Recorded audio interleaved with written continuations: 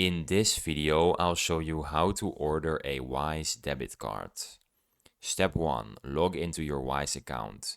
Visit wise.com and sign into your account. There will be a link in the description down below. Step 2. Go to the debit card section. In your account dashboard, find the option for Wise debit card or order cards and click on it. Step 3. Choose your card design and delivery address.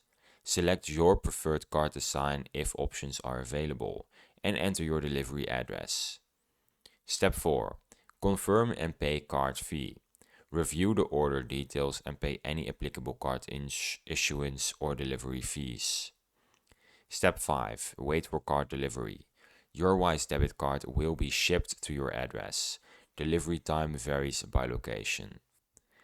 And that's how you order a Wise debit card. If you found this video helpful, subscribe.